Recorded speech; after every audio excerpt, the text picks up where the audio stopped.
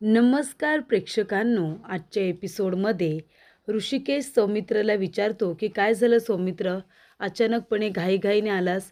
तेव्हा सौमित्र म्हणत असतो, दादा, इन्स्पेक्टर पवार यांनी सांगितले 4 दिवसानंतर वहिनीची कोर्टामध्ये हेअरिंग आहे. त्यामुळे आता आपल्याला 4 दिवसामध्ये वहिनी निर्दोष आहे हे जर सिद्ध करायचं असेल तर लवकरात लवकर लता काकूंना शोधून आपल्याला कोर्टामध्ये हजर करावं लागणार आहे. तेव्हा इथे अवंतिका म्हणत असते, आणि जर तसं नाही झालं तर ते ऐश्वर्या तर आहेच ना काहीतरी कुरापत्या करायला. तेव्हा जानकी म्हणत असते, म्हणजे अवंतिका, तुला काय म्हणायचं आहे? या 4 दिवसांमध्ये ते ऐश्वर्या माझ्या आईबरोबर काही करू शकते असं म्हणायचं आहे तुला? तेव्हा अवंतिका म्हणते, नाही वहिनी, मला असं म्हणायचं नाही आहे. तुम्हाला जेलमध्ये पाठवण्यासाठी ती ऐश्वर्या काही कुरापती करू शकते ते म्हणायचं आहे मला. ती कितीही खोटं बोलू शकते. आपण तिला याआधीसुद्धा कोर्टामध्ये खोटं बोलताना बघितलं आहे ना, म्हणून म्हणते. तेव्हा इथे ऋषिकेश म्हणतो, अवंतिका, सौमित्र बरोबर बोलतायत. काहीही झालं तरी या 4 दिवसांमध्ये आपल्याला लवकरात लवकर लता आईंना शोधून काढायचं आहे. त्यानंतर प्रेक्षकांनो, इथे ऐश्वर्या रिचाला भेटायला आलेली असते आणि ती म्हणत असते की रिचा, याच्यामध्ये माझ्या आईचे दागिने आहेत. हे दागिने तू तुझ्याकडे ठेव आणि मला पैसे दे. मी तुझे सगळे पैसे व्याजासकट तुला परत करेन. पण हे दागिने विकू नकोस, ते दागिने ममाचे आहेत. तेव्हा रिचा म्हणत असते, बरं ठीक आहे, मी तुला पैसे देईन. पण ऐश्वर्या, अगं एवढे पैसे तुला कशाला हवेत गं? काय करायचे तुला एवढे पैसे? तेव्हा ऐश्वर्या म्हणत असते, अगं मला हे एवढे पैसे आहेत ना, त्या जानकीला उद्ध्वस्त करण्यासाठी हवेत. तिला नेस्तनाबूत करायचं आहे मला, म्हणून पैसे हवेत. तेव्हा रिचा म्हणत असते, हे बघ, याआधीसुद्धा त्या जानकीला किती वेळा नेस्तनाबूत करण्याचा प्रयत्न केलास, इतका पैसा खर्च केलास, पण त्या जानकीचं तू काही वाकडं करू शकली नाहीस. मग कशाला आता विनाकारण अजून त्या जानकीला उद्ध्वस्त करण्याचा प्रयत्न करतेस? तिला उद्ध्वस्त करण्याच्या नादामध्ये तू नेस्तनाबूत नाही झालीस ना ऐश्वर्या, म्हणजे मिळवलं. अगं सोड तिचा नाद. कशाला त्या जानकीला तुला विनाकारण त्रास द्यायचा आहे? हे बघ, झालं गेलं सगळं विसरून जा ना. तेव्हा ऐश्वर्या म्हणते, रिचा, हे बघ, मला मान्य आहे की माझा डाव फेल गेलेला आहे. किती वेळा तरी माझा पैसा वाया गेलेला आहे. पण मी ज्या माणसांवरती खर्च करते ना, ज्या माणसांवरती मी पैसा ओतते, ती माणसं मला फसवतात. त्याला मी काय करू गं? आता बघ ना, त्या लताबाईंवरती 2 माणसांना लक्ष ठेवायला सांगितलं होतं. नंतर तिला मारायलासुद्धा सांगितलं होतं. पण आता ती 2 माणसं कुठे आहेत, काय करतायत, मला काही माहितीच नाही आहे. त्यांना फोन करते, मेसेजेस करते, पण ना माझा फोन उचलत ना मेसेजला रिप्लाय करत. कुठे गेलेत काही कळत नाही आहे. काय चाललं आहे, त्या लताबाईंचं काय झालं आहे, मला काहीही कळत नाही आहे. पण आता माझे प्लॅन फसलेत म्हणून मी गप्प बसणार नाही आहे. मी परत त्या जानकीला उद्ध्वस्त करण्याचा प्लॅन तयार केला आहे. मी मी पुन्हा पैसा उभा करेन, पुन्हा माणसं कामाला घेईन. तुला फक्त माझं एक काम करायचं आहे. तुझा भाऊ इथे छान छान व्हिडिओ तयार करतो ना, मलासुद्धा AIच्या मार्फत एक व्हिडिओ तयार करायचा आहे लताबाईंचा. चल गाडीमध्ये बस, मी तुला सगळं काही सांगते, असं ऐश्वर्या रिचाला म्हणते. त्यानंतर प्रेक्षकांनो, इथे माया आता म्हणत असते, काकू, अहो तुम्ही सगळं जेवण कशाला केलंत? मी केलं असतं ना. तेव्हा लता म्हणते, अगं असं काय करतेस? तुझी तब्येत ठीक नाही आहे ना? तू मला मुलीसारखी आहेस. मग आईने जर मुलीची काळजी घेतली तर कुठे बिघडलं? आणि तू फक्त आराम करायचा, मी आहे ना, मी सगळी कामं करेन. तेव्हा इथे माया म्हणत असते, काकू, खरंच तुम्ही माझ्यासाठी खूप काही करताय. तुम्ही माझ्यासाठी एवढं करताय, माझी काळजी घेताय. हे बघितलं ना की मला माझ्या आईवडिलांची आठवण येते आणि असं वाटतं की माझी आई असती तर तिनेसुद्धा माझी अशीच काळजी घेतली असती. तेव्हा प्रेक्षकांनो, इथे आता लता म्हणत असते, पण आता मला इथे जास्त दिवस राहून जमणार नाही आहे. लवकरात लवकर इथून बाहेर पडण्याचा आपल्याला प्रयत्न केलाच पाहिजे. त्यानंतर प्रेक्षकांनो, इथे आता जानकीने आपल्या मुलीला ओवीला फोन केलेला असतो. ती म्हणत असते, ओवी बाळा, अगं कशी आहेस तू? तेव्हा ओवी म्हणते, आई, अगं मी ठीक आहे, पण मला तुझी खूप जास्त आठवण येते. मी तुम्हाला सगळ्यांना खूप जास्त मिस करते, बाबांनासुद्धा. तेव्हा इथे तू मला कधी घ्यायला येणार आहेस? तेव्हा जानकी म्हणते, बाळा, अगं सुट्टी आहे म्हणून पाठवले ना तुला. आम्ही लवकरच तुला घ्यायला येऊ हां. अजिबात काळजी करू नको. आणि तिथे कार्तिक दादा आहे ना तुझ्याबरोबर खेळायला. आणि हे बघ बाळा, तिथे आता शर्वरी आत्याला जास्त त्रास द्यायचा नाही. शर्वरी आत्या जी भाजी बनवेल ना ती भाजी शांतपणे खायची हां. मग इथे आल्यानंतर तुला जे जे काही आवडतं ते सगळं बनवून मी तुला खायला देईन. चालेल ना बाळा? आणि अभ्यास करतेस ना? तेव्हा ओवी म्हणते, "हो आई, मी अभ्यास वगैरे करते गं, पण कधी-कधी मला खेळायलासुद्धा आवडत नाही. कधी-कधी मला तुझी आणि बाबाची खूप जास्त आठवण येते. मी मिस करते गं तुम्हाला. तू कधी घ्यायला येतेस मला?" तेव्हा इथे जानकी म्हणते, "लवकरच येऊ हां. थोडं इथे काम आहे ना बाळा, ते झाल्यानंतर आम्ही लवकरच तुला घ्यायला येऊ. पण आता जास्त आठवण काढू नकोस हां. स्वतःची काळजी घे." तेव्हा ओवी म्हणते, "बाबा कुठे आहेत? मला बाबांजवळ बोलायचं आहे. मी त्यांना खूप मिस करते." तेव्हा जानकी म्हणते, "ऋषिकेश, धरा ओवीचा फोन आहे." तेव्हा ऋषिकेश म्हणत असतो, "हां ओवी बाळा, बोल ना. कशी आहे माझी पिल्लू?" तेव्हा इथे ओवी म्हणते, "बाबा, मी बरी आहे. तुम्ही कसे आहात?" तेव्हा ऋषिकेश म्हणतो, "मी ठीक आहे बाळा." तेव्हा ओवी म्हणते, "बाबा, मी खूप मिस करते तुला. खूप म्हणजे खूप. बाबा, तुम्ही मला कधी घ्यायला येणार सांगा ना. तुम्ही विसरलेत का तुम्हाला एक मुलगी आहे ती? मी तुम्हाला नकोशी झाली आहे का? म्हणून तुम्ही मला घ्यायलासुद्धा येत नाही. किती दिवस झाले मला इथे येऊन, पण तुम्ही मला घ्यायलाच आला नाहीत. मी रोज तुमची वाट बघते बाबा." तेव्हा ऋषिकेश म्हणतो, "ओवी बेटा, अगं असं काय करतेस? तू एकुलती एक मुलगी आहेस आमची आणि आई-वडिलांना कधी आपली मुलगी नकोशी होते का? आमचं किती प्रेम आहे तुझ्यावरती, तुला माहिती आहे ना बाळा?" तेव्हा ओमी म्हणते, "हो, मग तुम्ही मला घ्यायला का आला नाहीत? तुम्हाला जर माझी इतकीच आठवण आली असती, तर तुम्ही मला लगेच थोड्या दिवसानंतर घ्यायला आला असतात ना." तेव्हा ऋषिकेश म्हणतो, "ओवी बेटा, अगं तू लांब कुठे आहेस? तू आपल्या शर्वरी आत्याकडे तर गेली आहेस ना आणि सुट्ट्यांसाठी गेली आहेस. आणि हे बघ बाळा, तुला रोजच तुझ्या टेडीबरोबर खेळता येतं का सांग बरं?" तेव्हा ओवी म्हणते, "नाही, एक्झाम असते तेव्हा नाही." तेव्हा ऋषिकेश म्हणतो, "मग आता असं समज की आई-बाबांची एक्झाम आहे. त्याच्यामुळे आम्ही थोडे बिझी आहोत बेटा. आमचं काम झाल्यानंतर लगेचच आम्ही आमच्या पिल्लूला घ्यायला येऊ. मग तर चालेल ना?" तेव्हा इथे आता ऋषिकेश म्हणतो, "बरं ठीक आहे, आता मी फोन ठेवतो. मी नंतर परत फोन करेन." तेव्हा इथे ऋषिकेश म्हणतो, "जानकी, तू कशाला रडतेस? हे बघ, अजिबात रडू नकोस. आपली ओवी आहे ना, ती लांब कुठे आहे? अगं शर्वरीकडे तर आहे ती. सगळं काही व्यवस्थित होईल." त्यानंतर प्रेक्षकांनो, इथे माया म्हणत असते, "पण लता काकू, तुम्हाला आता कळतंय ना, आपण इथून बाहेर पडू शकत नाही." तेव्हा लता म्हणते, "आपण बाहेरच पडू शकत नाही, असं बोलण्याला काही अर्थ नाही आहे. आपल्याला बाहेर पडायचे प्रयत्न तर करावीच लागतील ना." "हा आवाज कसला येत आहे?" तेव्हा इथे माया म्हणत असते, "मी आल्यापासून हा आवाज इथे येतोय.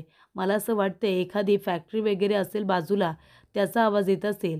तेव्हा इथे लता म्हणत असते, "नाही, फॅक्टरीचा आवाज नाही आहे हा. आजूबाजूला कुठेतरी कन्स्ट्रक्शनचं काम सुरू आहे. कन्स्ट्रक्शन सुरू आहे. थांब, आपण नक्की कुठल्या एरियामध्ये आहोत ना, ते आपल्याला कळायला हवं. मी एक काम करते, तो माणूस इथे आपल्याला सामान देऊन गेला होता ना, त्याच्यामध्ये दुकानाचा कुठलातरी ॲड्रेस आपल्याला नक्कीच सापडेल. आपण कुठल्या एरियामध्ये आहोत ना, ते आपल्याला कळायला हवं. आपण मुळशीमध्ये होतो, मग हा माणूस नक्की आपल्याला कुठे घेऊन आला आहे, ते कळायला नको का?" तेव्हा इथे आता सामानाची यादी मिळते आणि त्याच्यावरती प्रेक्षकांनो आता मुळशीचाच ॲड्रेस असतो. तेव्हा इथे लता म्हणत असते, की "हे काय?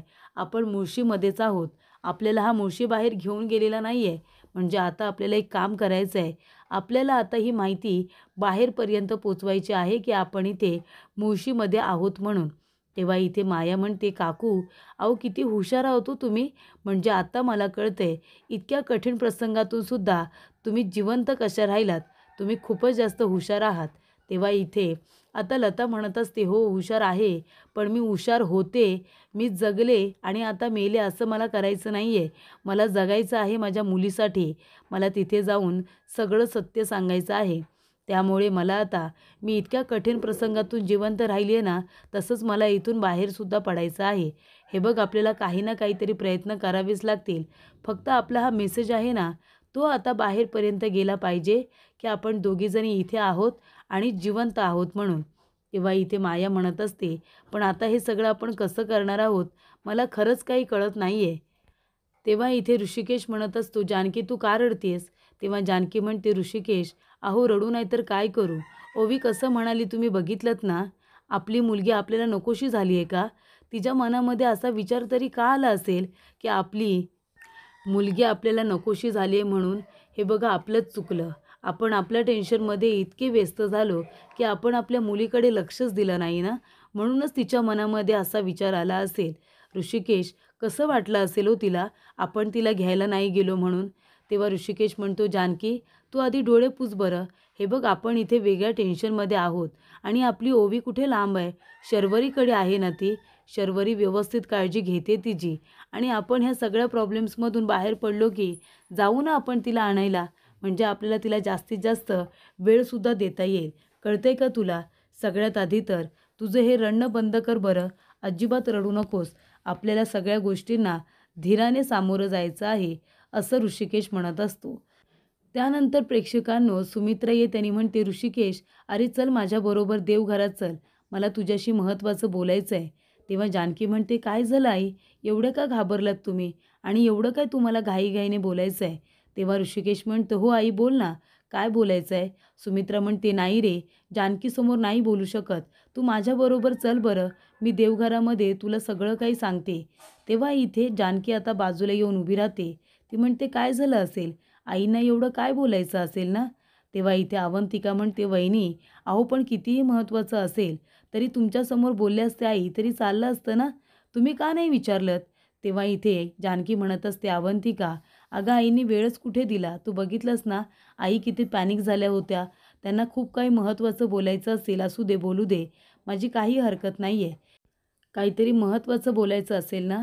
तेव्हा इथे सौमित्र म्हणत असतो, हो बरोबर, आई खूपच जास्त घाबरली आणि ती लगेचच दादाला आतमध्ये घेऊन गेली. काय बोलायचं असेल पण एवढं आईला, जे ती आपल्यासमोर इथे बोलू शकली नाही. पण वहिनी तू विचारायचं होतंस ना आईला. तेव्हा जानकी म्हणत असते, भाऊजी अहो कसं विचारणार, आई घाईघाईने आल्या आणि लगेच घेऊन गेल्या ना, फक्त काही टेन्शनचं नको, एवढीच काळजी वाटते. तेव्हा इथे आता सुमित्रा म्हणत असते, अरे तुला माहिती आहे का ऋषिकेश काय झाले ते? अरे ती ऐश्वर्या आहे ना, ऐश्वर्या ती माझ्याजवळ बोलायला आली होती आणि ती असं काही बोलली आहे ना की माझ्या पायाखालची जमीनच सरकली आणि हे सगळं मी आता तुला कसं सांगू ना, त्याचाच मी विचार करते. तुला प्रश्न पडला असेल ना ऋषिकेश, मी अचानकपणे तुला इथे का घेऊन आले? अरे बाबा ती ऐश्वर्या येऊन मला जे काही बोलले ना ते मला तुला सांगायचं आहे. तेव्हा ऋषिकेश म्हणतो, आई अगं जे काही बोलायचं आहे ना ते मला सांग, निसंकोचपणे सांग, काय बोलली आहे ती ऐश्वर्या? तेव्हा इथे ऐश्वर्या अचानकपणे आली आणि मग ऐश्वर्या म्हणते, आई मला तुमच्याशी महत्त्वाचं बोलायचं आहे. पण हे बघा, मला जे काही बोलायचं आहे ना तुमच्याजवळ, ते तुम्ही शांतपणे आधी माझं म्हणणं ऐकून घ्या. लगेच रिॲक्ट करू नका. शांतपणे ऐका, त्याच्यावरती विचार करा आणि मगच रिॲक्ट करा हां. तेव्हा सुमित्रा म्हणते, ऐश्वर्या अगं असं काय करतेस? ये ना बस इथे आणि बोल ना, जे काही बोलायचं आहे ते निसंकोचपणे बोल. तेव्हा इथे ऐश्वर्या म्हणत असते, आई सारंग गेल्यापासून या घरामध्ये ना मी एकटी पडली खरंच. म्हणजे मला सतत अशी एकटेपणाची जाणीव करून दिली जाते. या घरामध्ये मला काही मान नाही आहे, कुणी मला काही विचारत नाही, काही स्थान नाही आहे असंच मला वाटत असतं. तेव्हा सुमित्रा म्हणते, का गं, कोण बोललं तुला असं, कुणी काही बोललं का? सांग बरं मला, कोण देतं तुला अशी एकटेपणाची वागणूक? तेव्हा ऐश्वर्या म्हणते, म्हणजे मला समोर असं कुणी येऊन बोलत नाही, पण सातत्याने मला असं जाणवत असतं की माझं काही या घरामध्ये आता स्थानच नाही आहे. म्हणजे बघा ना, जानकीला या घरामध्ये एक मान आहे, जानकीला एक इज्जत आहे. म्हणजे प्रत्येक वेळेला जानकी ही मानाने इथे मिरवत असते आणि मी मी एकटी पडल्यासारखी एका कोपऱ्याला कुठेतरी बसलेली असते. मला अजिबात या घरामध्ये इज्जत नाही आहे असं मला वाटत असतं. तेव्हा आता मी पण एक निर्णय घेतला आहे. आई मला काय वाटतं, आता मलासुद्धा जर जानकीसारखा मान हवा असेल, मला जर इज्जतीने राहायचं असेल ना, तर मला आता माझा विचार करायला हवा. बघा ना, आता सारंग मला अर्ध्या आयुष्यातच सोडून निघून गेले. माझ्यासमोर माझं संपूर्ण आयुष्य आहे. त्यामुळे आता आई मी लग्नाचा विचार केलेला आहे. मी आता दुसरं लग्न करणार आहे. तेव्हा इथे सुमित्रा म्हणत असते, ऐश्वर्या अगं काय बोलतेस तू? तुझं तुला तरी कळतंय का? तेव्हा ऐश्वर्या म्हणते, हो आई, मी अगदी व्यवस्थित विचार केला आहे. आता मलासुद्धा माझं संपूर्ण आयुष्य असं एकलकोंड्याने काढायचं नाही आहे. मलासुद्धा कुणाचा तरी आधार हवा आहे आई. हे बघा, माझ्या पोटात सारंगचं बाळ आहे. आता सारंगच नाही आहेत म्हटल्यानंतर माझ्यावरती वाईट लोकांची नजर पडू शकते. आता मी माझं संपूर्ण आयुष्य एकटीने कसं काढणार आहे आई? माझ्या पोटात जे बाळ आहे, आज ना उद्या त्या बाळाचा जन्म होईल, ते बाळ मोठं होईल, त्याच्यासाठी बाबा कुठे आहेत? म्हणजे जी वेळ माझ्यावरती आली आहे ती माझ्या बाळावरती सुद्धा येईल. त्यालासुद्धा हक्काने कुणीतरी बाबा म्हणणारं हवं आहे. त्याचबरोबर मलासुद्धा हक्काचं माणूस हवं आहे ना. तेव्हा सुमित्रा म्हणत असते, अगं असं काय करतेस? आता कुठे माझा सारंग गेलाय आणि तू लगेच दुसऱ्या लग्नाचा विचार करतेस आणि तुला जानकीसारखा हक्क अधिकार हवाय. तू लग्न करून दुसऱ्या घरी गेल्यानंतर इथे जानकीला काय मान मिळतोय, काय अधिकार मिळतोय हे तुला कसं कळणार आहे? तेव्हा ऐश्वर्या म्हणते, म्हणूनच मी लग्न करून दुसऱ्या घरात जाणार नाहीये. मला तुमच्याच मुलाबरोबर लग्न करायचं आहे. दुसऱ्या मुलाबरोबर लग्न आणि या घरामध्ये राहायचं आहे. तेव्हा सुमित्रा म्हणते, अगं हे कसं शक्य आहे? तू डोक्यावरती पडलीस का ऐश्वर्या? सौमित्रचं आता लग्न झालंय. तू त्याच्याबरोबर कसं काय लग्न करू शकतेस? तेव्हा प्रेक्षकांनो, इथे ऋषिकेश म्हणत असतो, काय? ते ऐश्वर्या असं सगळं बोलली आणि ते सुद्धा तुझ्यासमोर डिरेक्टली येऊन असा लग्नाचा विषय काढायला तिला लाज कशी वाटली नाही? तेव्हा इथे ऋषिकेश म्हणत असतो, आणि आपल्या सौमित्रचं आता लग्न झाले. त्याची बायको अवंतिका त्याच्याबरोबर या घरामध्ये राहते आणि तरीसुद्धा तिला आता सारंग नाही आहे, म्हणून सौमित्रबरोबर दुसरं लग्न करायचं आहे आणि हे सगळं तिने तुला सांगितलं. डायरेक्ट तुझ्याजवळ येऊन बोलली. हे सगळं बोलत असताना जीभ कशी धजावली नाही त्या ऐश्वर्याची, असं आता ऋषिकेश म्हणत असतो. तेव्हा इथे सुमित्रा म्हणत असते, अरे नाही, तिला सौमित्राबरोबर लग्न करायचंच नाही आहे. तिने सौमित्राचं नावच नाही घेतलं. ती माझ्या डोळ्यात डोळे घालून सांगत होती की तिला सौमित्राबरोबर नाही, तर तिला तुझ्याबरोबर, ऋषिकेश तुझ्याबरोबर दुसरं लग्न करायचं आहे. तेव्हा ऋषिकेश म्हणतो, काय? आणि इथे ऋषिकेशला आता जबरदस्त असा धक्का बसलेला असतो. तेव्हा इथे सुमित्रा म्हणते, हो ना, ती म्हणाली की तिला दुसरं लग्न ऋषिकेश बरोबर करायचं आहे आणि हे सगळं ती माझ्या डोळ्यात डोळे घालून बोलत होती.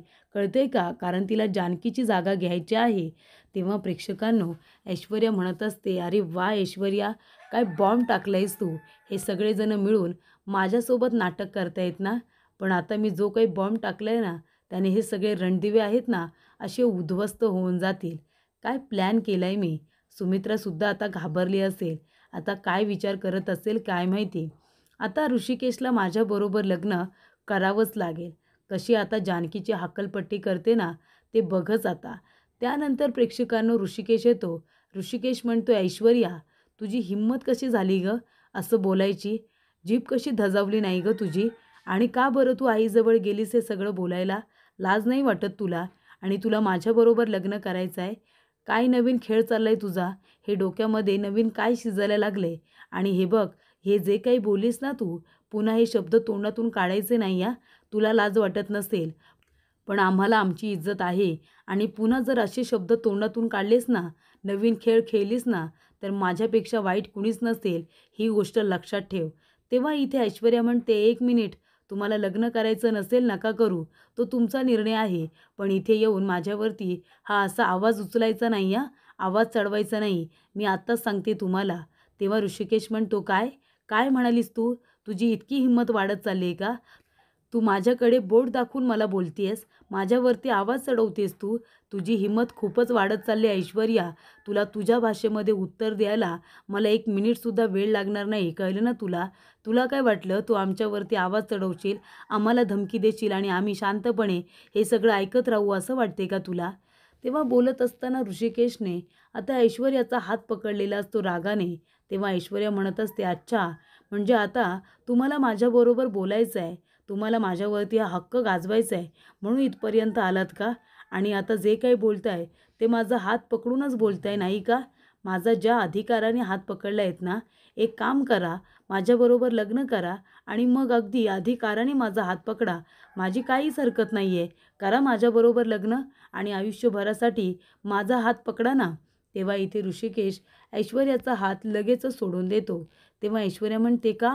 काय झालं? लगेचच माझा हात सोडून दिलात? घाबरलात का? कुणाला घाबरलात?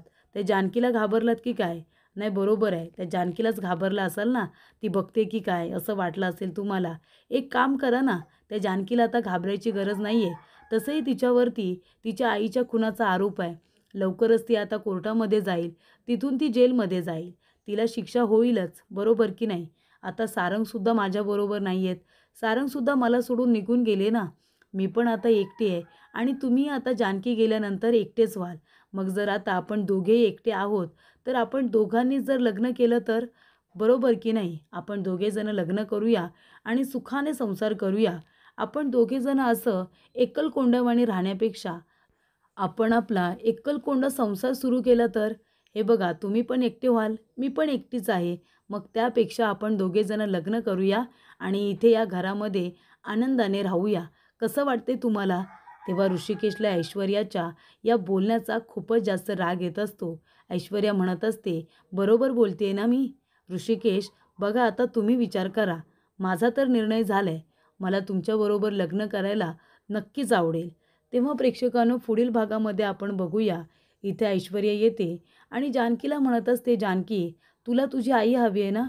आणि तुझ्या आईचा पत्ता फक्त माझ्याकडे आहे. मी सांगेन तुझी आई कुठे आहे.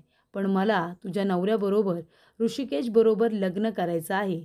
तेव्हा इथे जानकीला राग येतो आणि जानकी जोरदार ऐश्वर्याच्या थोबाडीत देते आणि तिला म्हणत असते की मी असं अजिबात होऊ देणार नाही. कळलं का तुला? कधीच तुझं हे स्वप्न पूर्ण होणार नाही आहे. तेव्हा इथे ऐश्वर्या म्हणत असते, ऋषिकेश हे शब्द मला तुमच्या तोंडून ऐकायचे आहेत. तुम्हाला काय वाटतं? तेव्हा ऋषिकेश म्हणत असतो, जानकी तुला जर तुझी आई परत हवी असेल तर आपल्याला हे नाटक करावंच लागेल. तेव्हा प्रेक्षकांनो इथे आता जानकीला खूप मोठा धक्का बसतो. तेव्हा इथे ऐश्वर्या सरळ आता बोलून झाल्यानंतर बाहेर निघून जाते आणि तेव्हा इथे ऐश्वर्या गेल्यानंतर आता जानकी ऋषिकेशचे डोळे पुसते आणि ऋषिकेशला म्हणत असते की आता ऐश्वर्याला तिच्या संपूर्ण गुन्ह्याची शिक्षा जोपर्यंत आपण मिळवून देत नाही तोपर्यंत आपण स्वस्थ बसायचं नाही आणि तोपर्यंत हे नाटक सुरूच ठेवायचं, असं इथे आता जानकीने ठरवलेलं असतं.